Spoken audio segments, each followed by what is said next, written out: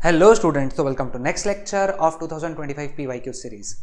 कल के दिन हम लोगों ने सेमीकंडक्टर्स क्लास 11 के टॉपिक्स पे इस पे PYQs देखे थे।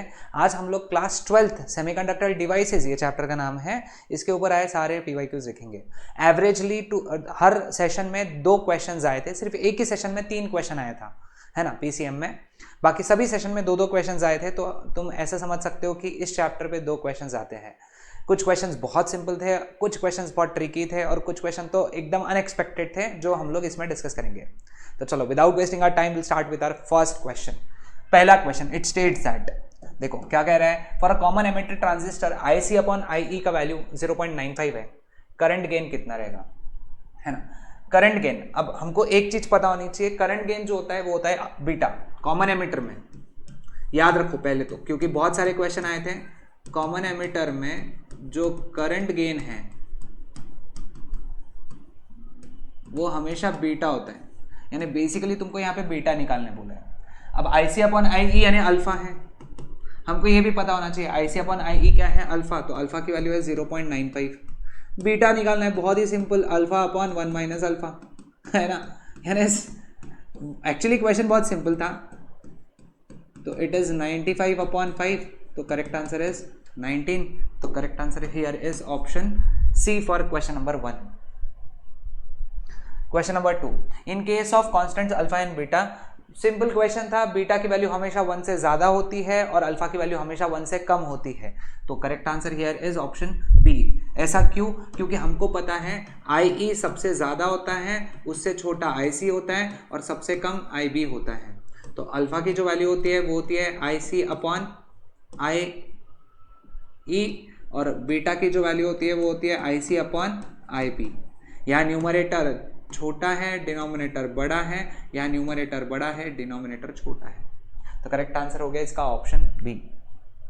Question number 3, in the given logic gate the output of Y of all the 3 inputs ABC are first low, है ना, and then high will be respectively. ठीक है, देखो ये A है, ये नॉट गेट है, तो ये कितना हुआ A बार। ये B और C है, ये नैंड गेट है, तो ये हो गया B डॉट C बार, और ये एक और गेट है। तो मैं Y क्या लिख सकता हूं, Y is equal to A bar plus B dot C bar. अब पहली बार इन्होंने क्या बोला है, सब लो है ना। फर्स्ट केस में सब लो है, तो it is 0 bar plus 0 into 0 बार। 0 बार कितना होता है 1, 0 डॉट 0 कितना होता है 0, उसका बार कितना होता है 1, तो आउटपुट क्या आया 1। सेकेंड केस में सभी जो इनपुट्स है वो हाई है, यानी 1 बार ब्रैकेट में 1 डॉट 1 बार। A B और C 1 1 है, बोलते हैं 1 बार कितना है 0, 1 डॉट 1 कितना है 1, उसका बार कितना है 0, तो 0 प्लस 0 इज 0। ये बुलियन अलजेब्रा से आया हुआ है, तो करेक्ट आंसर आना चाहिए 1, 0। तो correct answer here is option C for question number 3। Question number 4, in transistor amplifier AC current gain 64 है। देखो AC current gain 64, current gain देखो, करंट गेन अल्फा बीटा 2 ही होते हैं, अल्फा और बीटा ये होते हैं करंट गेन, ठीक है। उसमें भी ये लेस देन 1 होता है और ये जो होता है ग्रेटर देन 1 होता है। तो स्वाभाविक सब आते हैं, ये जो 64 वैल्यू है ये क्या है, बीटा है, तो बीटा की वैल्यू 64 है। लोड रेजिस्टेंस है ना, RL की वैल्यू कितनी है 5400, है ना, और इनपुट रेजिस्टेंस कितना है 540 ओम्स, है ना। हमको निकालना है वोल्टेज गेन। देखो voltage gain AV that is equal to beta into RL upon RI। Formula है beta current gain into output resistance upon input resistance. सीधा फॉर्मूला बेस्ड क्वेश्चन था। बीटा की वैल्यू 64 है, 5400 अपॉन 540 10 तो करेक्ट आंसर इज 640। तो correct answer here is option C. ये formula बहुत important था, ठीक है। Coming on to question number 5, when an NPN junction transistor is used as an amplifier, amplifier in common emitter mode, then base emitter junction is reverse biased. Incorrect, ये गलत है। Base emitter हमेशा forward bias होता है, ठीक है। Input impedance is high, गलत, input low होता है आउटपुट हाई होता है ना, ये भी गलत है। थ्योरेटिकल क्वेश्चन है, input signal is applied between base emitter, correct, output is obtained between collector and emitter, correct, तो correct statement is option C, ठीक है। ऑप्शन डी इनकरेक्ट है, input voltage and output voltage are out of phase, out of phase यानी pi radian का phase difference होता है, तो correct answer यहां पे आ जाता है ऑप्शन सी। मैंने सारे ऑप्शंस के करेक्ट स्टेटमेंट भी बता दिए हैं, वो इनकरेक्ट क्यों थे, है ना, तो एक बार नोट डाउन कर लो। In transistor common emitter configuration the ratio of power gain to voltage gain is, अब हमको पता होना चाहिए power gain is always equal to voltage gain into current gain, है ना, तो पावर गेन को मैं एपी लिखता हूं, वोल्टेज गेन को हम लोग एवी लिखते हैं। अब कॉमन एमिटर कॉन्फ़िगरेशन है, मैंने अभी इसी लेक्चर के फर्स्ट क्वेश्चन में बताया कि करंट गेन जो रहेगा वो रहेगा बीटा। यहां पे कॉमन एमिटर में देखो, फर्स्ट क्वेश्चन जाके तुम अभी लेक्चर को पीछे लेकर जाओ, फर्स्ट क्वेश्चन में लिखा है मैंने, तो ये यहां आ गया, तो AP upon AV this is beta, तो correct answer is option D for question number 6। Okay, तो ये था हमारा question number 6। Question number 7, in NPN transistor collector current 9 milli ampere है, यानी आईसी की वैल्यू 9 मिली एम्पियर है, ठीक है। 90% of electrons reach the collector, है ना, 90% कलेक्टर में रीच कर रहे हैं, 90% of the electrons reach the collector, निकल कहां से रहे हैं, एमिटर से, है ना, तो यानी आई सी इट इज 90% ऑफ आई ई, है ना, यानी 9 इज इक्वल टू 0.9 आई ई, यानी आई ई का वैल्यू हो गया 10 मिली एम्पियर। अब हमको पता है आई बी जो होता है वो होता है आई ई माइनस आई सी होता है, यानी आई बी का वैल्यू आ गया 1 मिली एम्पियर, क्योंकि हमको अल्फा बीटा निकालना है। अल्फा का फॉर्मूला क्या है, आई सी अपॉन आई ई, यानी 9/10 विच इज 0.9। बीटा का वैल्यू होता है आई सी अपॉन आई बी, आई सी का वैल्यू कितना है 9, आई बी का वैल्यू 1, तो ये हो गया 9, तो 0.9 एंड 9, तो correct answer here is option C for question number 7। Question number 8, the resultant logic gate from the combination of gates is following gates is, ये हो गया ए बार, बी के आगे नॉट गेट है तो ये हो गया बी बार, अब ये हो गया नैंड, है ना, तो देखो इसको कैसे लिखेंगे हम लोग, y is equal to A bar NAND है बी बार बार। अब अगर मैं बूलियन अलजेब्रा के इक्वेशंस लगाऊं, है ना, डी मॉर्गन्स लॉ वगैरह लगाऊं, तो ए बार का बार डॉट का हो जाता है प्लस बी बार का बार, ए बार बार यानी क्या हुआ ए, बी बार बार यानी क्या हुआ B, A plus B it is a OR gate, तो correct answer is option A for question number 8। Question number 9, which of the following gates is called as universal gate, universal gate होता है NAND gate, और NOR भी universal होता है, universal gate होते हैं NAND और नॉर, तो दोनों ऑप्शंस करेक्ट है, नॉर है नहीं नैंड है, इसलिए correct answer is option D for question number 9। Question number 10, अब यहां पे देखो, है ना, in NPN transistor the collector current दिया हुआ है 8 milli ampere, 80% of electrons reach the emitter, भाई सेम क्वेश्चन, ये अभी थोड़ी देर पहले सॉल्व किया था, तो ये तुम्हारे लिए होमवर्क है, तुम लेक्चर को पॉज करोगे, इसको सॉल्व करोगे और मुझे इसका आंसर बताओगे कमेंट सेक्शन में। ये तुम्हारा पहला क्वेश्चन है होमवर्क का, ऐसे 3 क्वेश्चन आएंगे आगे होमवर्क में जो कि रिपीट हुए कॉन्सेप्ट, इसलिए मैंने होमवर्क दिया, मैं सॉल्व करने में हम लोग टाइम वेस्ट नहीं कर रहे, तुम करो, सॉल्व करके देखो तुम टाइम वेस्ट मत करो, तुम ट्राई करो, क्योंकि तुमने अभी जस्ट देखा है, ठीक है, और कमेंट में लिखो। Coming on to question number 11. In the following combination of logic gates, the output y can be written in terms of, देखो ये क्या है a, ये क्या है b, और ये हो गया NAND, तो ये हो गया a डॉट b बार। अब ये देखो, ये हो गया a बार, ये हो गया b, और ये हो गया AND, तो ये हो गया a बार डॉट b, और ये हो गया और इनका एडिशन, तो y can be written as a dot B bar plus A bar dot B, तो करेक्ट आंसर यहां पे आ जाता है option C for question number 11। Simple था एकदम, इसके कुछ कुछ क्वेश्चन बहुत सिंपल आए थे। ओके, क्वेश्चन नंबर 12, हाँ इंटरेस्टिंग क्वेश्चन। कॉमन एमिटर देखो, कॉमन एमिटर बोल दिया तो करंट गेन जो रहेगा ये बीटा रहेगा, मैंने अभी सिखाया तुमको। तो बीटा की वैल्यू हो गई 4, इनपुट इंपेडेंस है 25, लोड रेजिस्टेंस है 75, पावर गेन पूछा है यहाँ पे, पावर गेन है ना। मैंने तुमको अभी क्या सिखाया था, power gain is equal to voltage gain into current gain. तो पहले वोल्टेज गेन निकाल लेंगे, या फिर शॉर्टकट बता देता हूँ। देखो शॉर्टकट देखो, power gain is equal to beta square into R L upon R I, है ना। क्योंकि वोल्टेज गेन क्या होता है, beta into R L upon R I होता है, और पावर गेन जो होता है वो होता है voltage gain into current gain. तो सॉल्व करने पे ये आ जाएगा। तो ये हो गया शॉर्टकट। बीटा की वैल्यू कितनी है 8 स्क्वायर, लोड रेजिस्टेंस कितना है 75 किलो ओम्स है, किलो है, ये भी किलो है तो टेंशन नहीं, अपॉन 25 3 सा, तो इट इज 64 इंटू 3, है ना। तो ये हो गया 192। तो करेक्ट आंसर यहां पे आ जाता है option B for question number 12। Okay, question number 13, theoretical question. Amplifier में आउटपुट वोल्टेज और इनपुट वोल्टेज में फेज डिफरेंस पाई का होता है। अभी कुछ देर पहले ही हम लोगों ने क्वेश्चन में पढ़ा था। ऑप्शन डी उसमें सिखाया था कि ये गलत क्यों था। ऑप्शन डी गलत था ना उसमें, क्योंकि वहां पे 0 बोला था, आउट ऑफ फेज होता है। इन अ सेंटर टैप ट्रांसफार्मर, ये बहुत ट्रिकी क्वेश्चन है, बहुत सिंपल था लेकिन बच्चों को वर्डिंग्स में कंफ्यूज कर दिया इन लोगों ने। देखो क्या बोला है, सेंटर टैप ट्रांसफार्मर है मतलब full wave rectifier, full wave rectifier,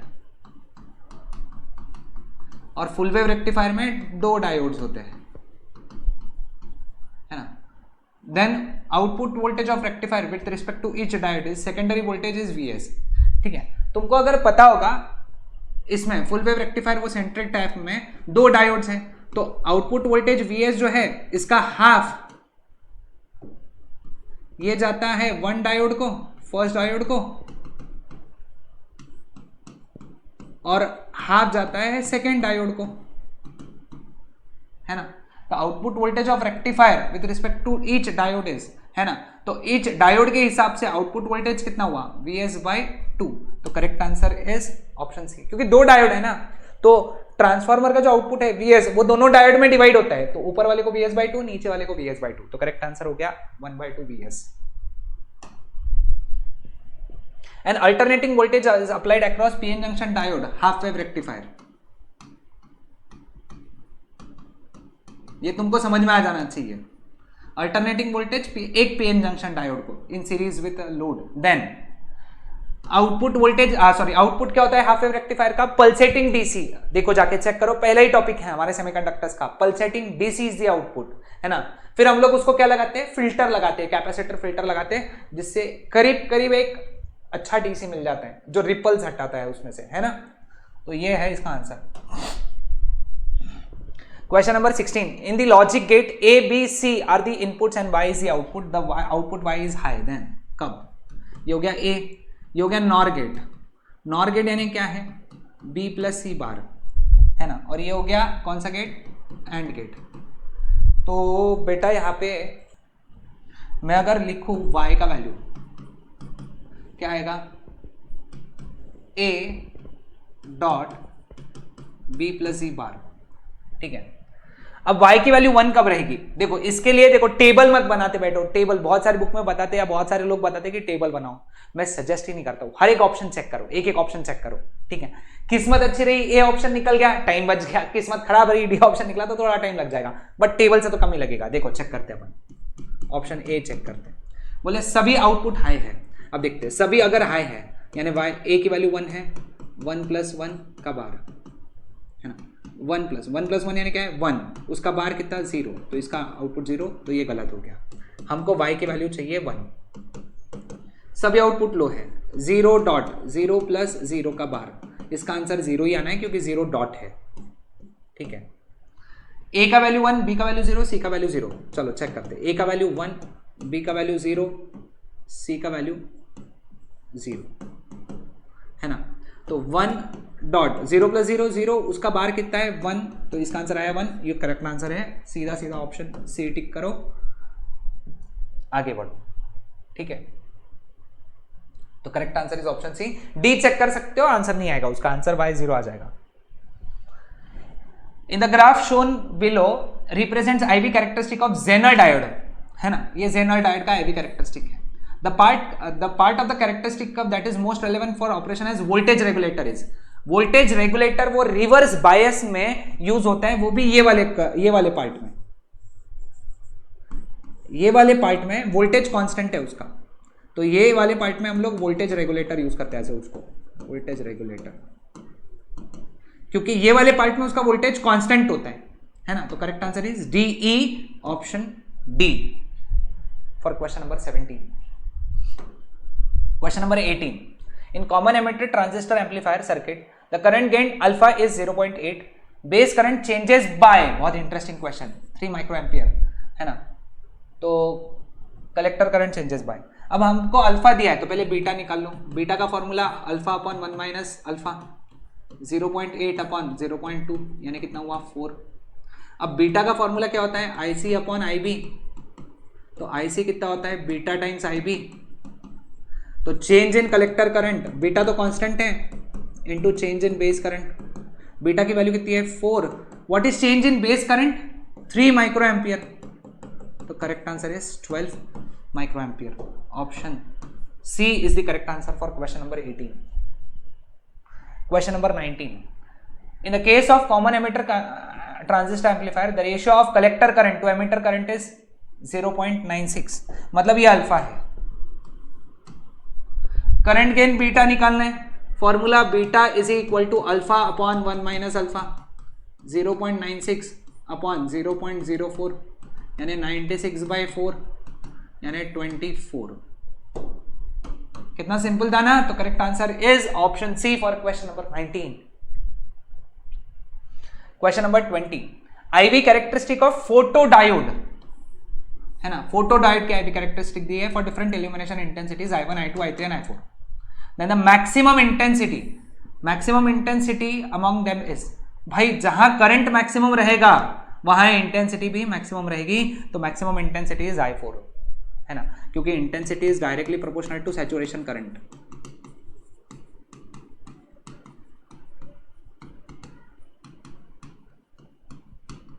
तो यहां सैचुरेशन करंट ज्यादा है ना। तो correct answer is option D for question number 20। IV characteristic of LED, अब ये देखो फॉरवर्ड कैरेक्टरिस्टिक जो है एलईडी की हमेशा फॉरवर्ड कैरेक्टरिस्टिक ही होती है, रिवर्स नहीं, तो ये गलत है, ये गलत है, ये गलत है, तो करेक्ट आंसर है बी, है ना, बी यानी ऑप्शन बी। ध्यान से देखो, बी ग्राफ करेक्ट है, बी ग्राफ ऑप्शन बी पे है, ये देखो ए पे डी है, सी पे ए है, डी पे सी है ना अलग अलग है, हमारे सीईटी वाले अलग लोग हैं, तो option B is the correct answer. हाँ, the logic gate for which the output goes high और 1 only when odd number of high और 1 आर एट इट्स इनपुट, है ना, बहुत ही इंटरेस्टिंग क्वेश्चन, है ना। तुमको पता है ये line it is for XOR gate, XOR gate की वो लाइन ही है ना। तुमको एक्सऑर गेट का टेबल याद कराता हूँ, देखो 0 0 0 1 1 0 1 1, है ना, तो 0 0 1 1 0 1 1 0। तुम देखो यहाँ पे एक ही हाई है, यहाँ पे भी एक ही हाई है, तो आउटपुट हाई है, तो यहाँ पे करेक्ट आंसर आ गया option C for question number 22। समझ आया ना सभी को। बाकी के लिए तुम टेबल ड्रॉ करके चेक कर सकते हो, बट याद रख लो, मेरा सजेशन है कि तुम ये तो याद करके ही चल जाओ, ठीक है। To get the output 0 of the following logic circuit, to get the output of the following logic circuit as 0, the input A B should not be, है ना। अब ये क्या आ गया, ये नॉर गेट है, तो ये हो गया A प्लस B बार, ये एक एंड गेट है और ये C है। तो देखो बेटा इसका आंसर क्या आएगा, y is equal to A plus B bar dot C। अब एक एक ऑप्शन चेक करो, A ऑप्शन चेक करते हैं, है ना, 1 1 0 A B C 1 plus 1 dot 0, तो इसका आंसर 0 आने वाला है क्योंकि डॉट में 0 है, ठीक है। दूसरा 0 1 0 0 प्लस 1 डॉट 0, देखो डॉट में 0 आ गया, आंसर 0 ही आएगा, यहां पे कुछ भी रहने दो। सी 1 प्लस 0 बार डॉट 1, यहां चेक करना पड़ेगा। 1 प्लस 0 1, 1 का बार 0, तो 0 डॉट 1, आंसर आ गया 0, है ना। तो यहां पे भी 0 आ रहा है, फिर ऑप्शन डी करेक्ट रहेगा। एक बार चेक कर लेते हैं। 0 प्लस 0 बार डॉट 1, 0 प्लस 0 0, उसका बार 1 डॉट 1, आंसर 1। तो यहां पे अपने को इस इनपुट कॉम्बिनेशन के लिए आउटपुट y आएगा, 1 आएगा, 0 नहीं आएगा। तो अपने को बोला है 0 किसके लिए नहीं आएगा, तो सी के लिए, डी के लिए नहीं आएगा, डी ऑप्शन के लिए। चलो ये तुम्हारा होमवर्क है। हाँ मैं बोला था ना तुमको कुछ होमवर्क है इसमें, सेम सॉल्व करना है, सेम चारों ऑप्शन चेक करो, है ना। मैं बता देता हूं, ये क्या है, ए, ये और गेट है, तो ये हो गया बी प्लस सी, और ये हो गया एंड गेट। ठीक है, मैं तुमको स्टेटमेंट लिख देता हूं यहाँ पे, तुम्हारे लिए थोड़ा सिंपल हो जाएगा। y is equal to A dot B plus C. ठीक है, कमेंट में आंसर जरूर करना। हाँ अब देखो यहाँ पे, in common emitter amplifier current gain 62, बताओ मेरे को ये अल्फा है कि बीटा है, अल्फा है कि बीटा है, बीटा है, करेक्ट, क्योंकि 62 है ना। 1 से बड़ा मतलब बीटा, 1 से छोटा मतलब अल्फा, है ना। आर एल 5 किलो ओम यानी 5000 ओम, आर आई यानी 500 ओम्स, है ना। इनपुट वोल्टेज कितना है, 0.01 वोल्ट, तो आउटपुट वोल्टेज कितना। देखो वोल्टेज गेन का फॉर्मूला मैंने अभी सिखाया था, beta into R L upon R I. अब देखो यहां पे वोल्टेज गेन, गेन हमेशा आउटपुट अपॉन इनपुट होता है, गेन हमेशा आउटपुट अपॉन इनपुट, तो it is VO upon V I, that is equal to beta की वैल्यू कितनी है 62 इंटू आर एल की वैल्यू कितनी है 5000 अपॉन 500, कितने सा 10 सा, ये इधर चला गया, तो VO is equal to 620 into 0.01, तो आंसर इज 6.2 वोल्ट्स। तो करेक्ट आंसर यहां पे आ जाता है option B for question number 25।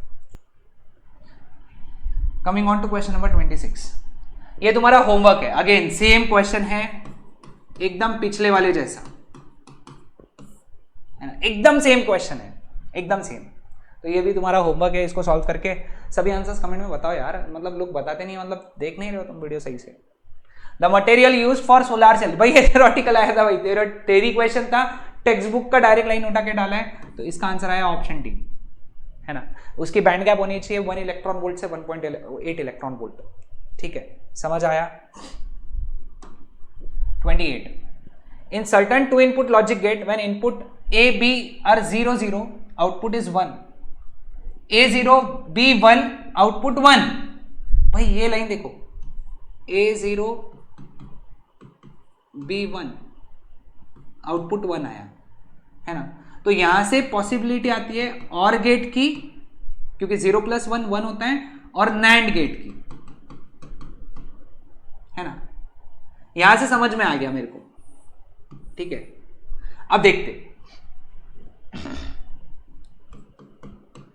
पहला केस क्या है, 0 0 के लिए आउटपुट क्या है 0। ठीक है, अब 0 0 के लिए आउटपुट 0, सॉरी 0 0 के लिए आउटपुट 1 1 1। अब ये और गेट का तो नहीं है, तो correct answer here is NAND gate.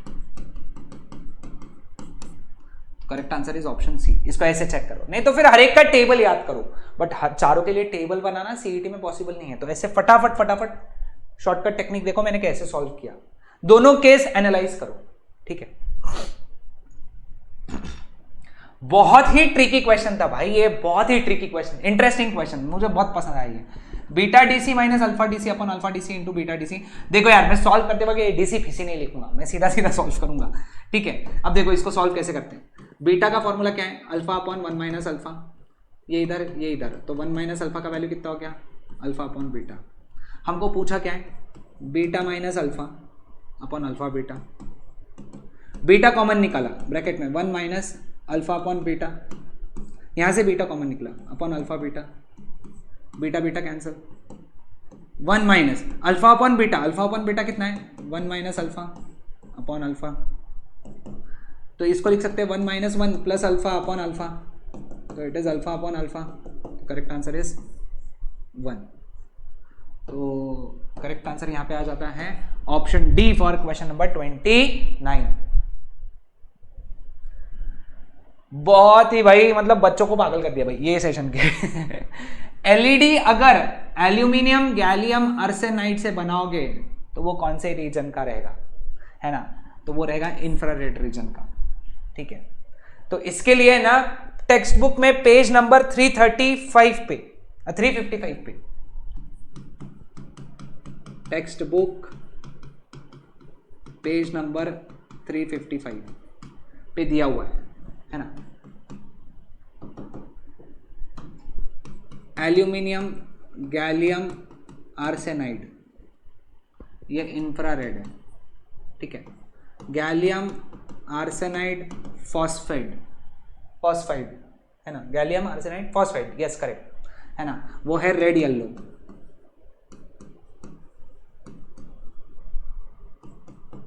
Aluminium gallium phosphide, है ना, एल्यूमिनियम गैलियम फॉस्फाइड, है ना, एल्यूमिनियम गैलियम फॉस्फाइड ये है रेड ग्रीन, और जिंक सेलेनाइड ये है ब्लू। ये याद रख लो। अब तुम्हारी ये बेचारे नहीं, ऐसा कौन पढ़ के जाता है ना, मतलब इतना कौन याद करके जाता है, बट पूछ लिया, सीईटी वाले कुछ भी कर सकते हैं। लास्ट क्वेश्चन है ना, last question, an AND gate which is followed by NOT gate in series with two inputs A and B, the Boolean expression is.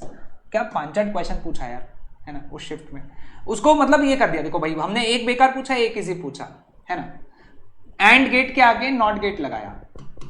And gate क्या होता है, ए डॉट बी, उसके आगे नॉट गेट लगाया मतलब बार, तो ए डॉट बी बार। तो correct answer यहां पे आ गया भाई option B for question number 31। तो ये थे हमारे total 31 questions on the topic semiconductors class 12। अब मिलते हैं नेक्स्ट लेक्चर में जिसमें हम लोग नेक्स्ट चैप्टर डिस्कस करेंगे। Till then bye everyone. हाँ, सारे आंसर्स कमेंट सेक्शन में लिखो, ओके।